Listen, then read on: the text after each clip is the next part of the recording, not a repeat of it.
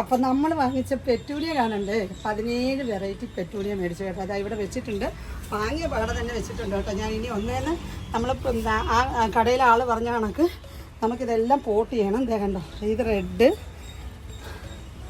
Magenta ഉണ്ടോ, magenta colour, red colour, purple colour, ഇതും ഒരു പർപ്പിൾ കളറാണെന്ന് തോന്നുന്നു. രണ്ടെണ്ണം ഒരേപോലത്തതായി പോയോ എന്നൊരു സംശയം. ഓക്കെ, വെള്ള, ഇത് കണ്ടോ, ഇതെല്ലാം ഭംഗിയുള്ള ഒരു കളറ്. നോക്ക്, ഈ രസമുണ്ട്. ഇത് വേറൊരു കളറ്, ഇത് മറ്റേ ഇത് ചൈനീസ് ബോക്സ്, ഇത് വേറൊരു കളറ്, പിന്നെ അത് റെഡ്, പിന്നെ ദേ ഇരിക്കുന്നുണ്ടോ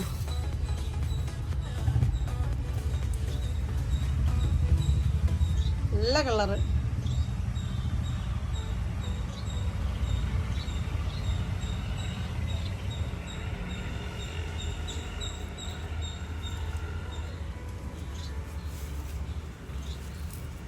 കണ്ടോ, രണ്ട് ചെറിയ ചെറിയ ഡിഫറൻസിലുള്ള കളേഴ്സാണ് കേട്ടോ.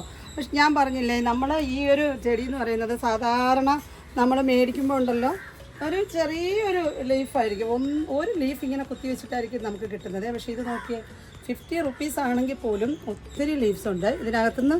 നമുക്ക് ഒരു 2 3 4 5 ചെടികൾ വേണമെങ്കിൽ നമുക്ക് വേറെ പ്രൊപ്പഗേറ്റ് ചെയ്തെടുക്കാൻ പറ്റുന്ന തരത്തിൽ അത്രയും ബുഷിയായിട്ടുള്ളൊരു പ്ലാന്റിനാണ് 50 രൂപ അവർ മേടിച്ചിരിക്കുന്നത് കേട്ടോ. Only 50 rupees. അകത്തൊക്കെ ഒത്തിരി ചെടികളുണ്ട്. ഇത്രയും പ്ലാന്റ് ഞാൻ ആദ്യമായിട്ടാണ് ഇത്രയും പ്ലാന്റ് കാണുന്നത്. സാധാരണ ഒരൊറ്റ ഇതിലാണ് കുത്തി വയ്ക്കുന്നത് കേട്ടോ. അപ്പോൾ നമുക്കത് ലാഭമല്ലേ. അപ്പോൾ വേറെ വീഡിയോയിൽ ആരോ ചോദിച്ചു വെയിൽ കൊള്ളാവോ എന്ന് ചോദിച്ചു. ഞാൻ ഈ കടയിൽ വാങ്ങിയ ആളിനോട് ചോദിച്ചപ്പം അദ്ദേഹം പറഞ്ഞത് 10 മണി വരെയുള്ള വെയിൽ നല്ലതാണ്, ഇതിനാവശ്യമുണ്ട്.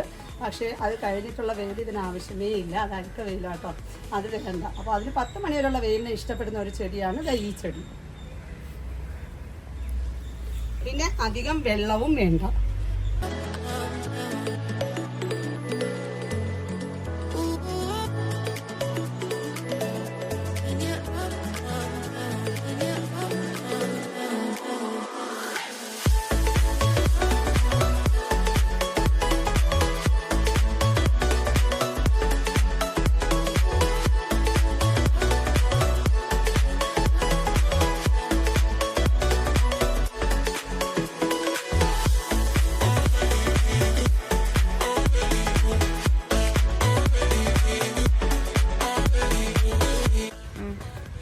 ചെടിയുണ്ട്, ഈ ഒരു കളറാണ് എൻ്റെ കയ്യിലൊരു വലിയൊരു ബുഷിയായിട്ടുള്ളൊരു പ്ലാന്റാണുള്ളത്. ഈ ഒരു ഒറ്റ കളർ മാത്രമേ ഉണ്ടായിരുന്നുള്ളൂ.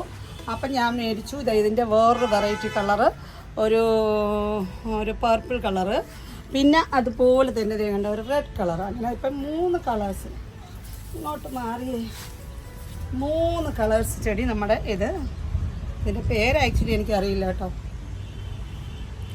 കളർ